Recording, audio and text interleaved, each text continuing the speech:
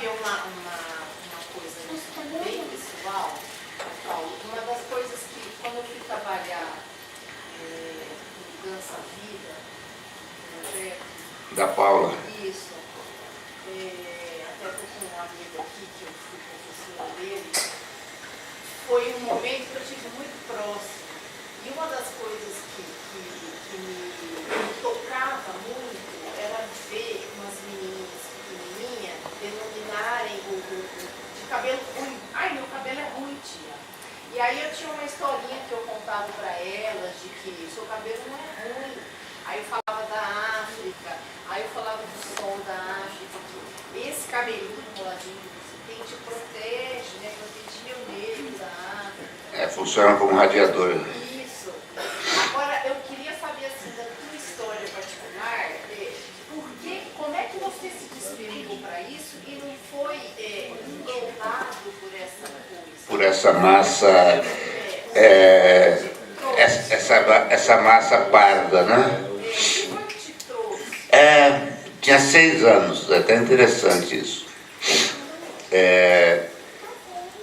Minha avó paterna era retinta, né, negra, materna também, e meu pai era mais claro. Meu pai era filho de mãe solteira.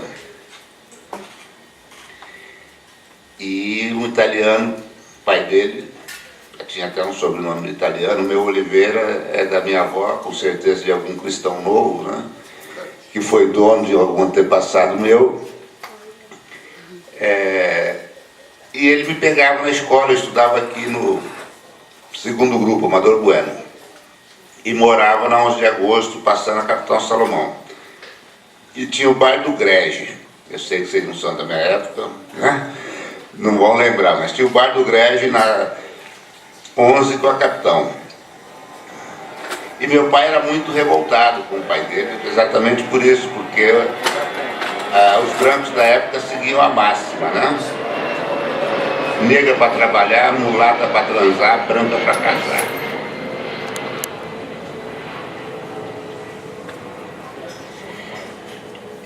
E esse pai do meu pai já estava casado com uma outra pessoa e tinha uma filha na minha idade, 6 anos. E ele tinha uma moto Honda importada e ele passou por nós subindo a Capitão para levar a filha dele para o colégio auxiliador ali. E meu pai parou para tomar uma cachaça, ele bebia meio-dia, né, desse pingão, e tinha aquela mania de escarrar. Né? A hora que ele viu o pai dele subindo de moto, ele fez aquilo, escarrou no pai e deu um bico na moto.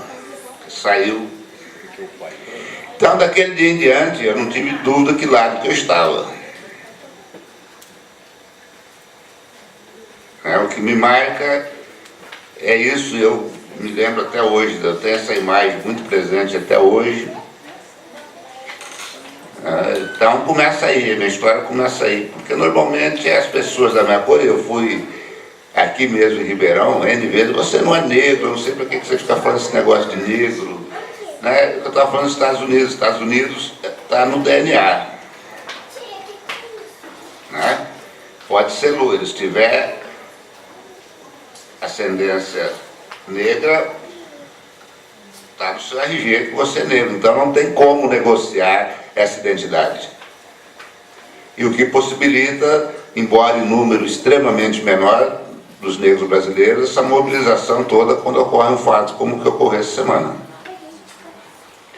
E aqui houve toda uma série de construções para que o negro, primeiro, que não se percebesse negro, segundo, que introjetasse a inferioridade enquanto ser humano, não? Porque as pessoas falam, as pessoas negras olham para você, mas não é racismo ao contrário. Racismo, gente, só existe se você tiver poder para exercê-lo. Do contrário, o negro não gostar de um branco não é racismo, ele não tem poder nenhum para exercer esse sentimento dele.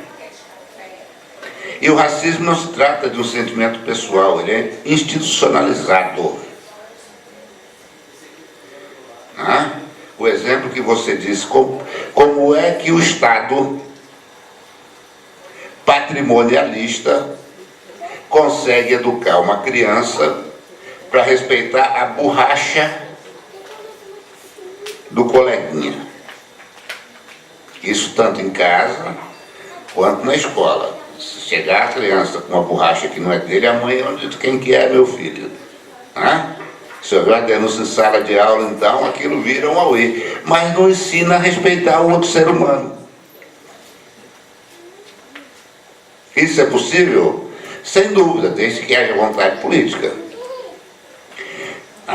Consegue ensinar a clorofila porque que a folhinha é verde e não consegue ensinar porque os seres humanos que nascem em um país como a África, que o sol é muito quente, o cabelo fica encaracolado, funcionando como um radiador para que o ar consiga, ao mesmo tempo, o ar é mais leve, precisa de mais ar para respirar, as narinas se abrem.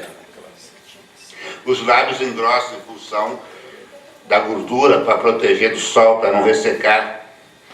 Esse mesmo ser humano sai de África e vai para outros continentes mais gelados, e aí desenvolve o cabelo, passa a esticar para protegê-lo do frio. O nariz afina, porque precisa de menos ar para não congelar o pulmão. Isso aí qualquer professor de ciência, no segundo ano, deveria saber ensinar. Que a pele é questão de melanina.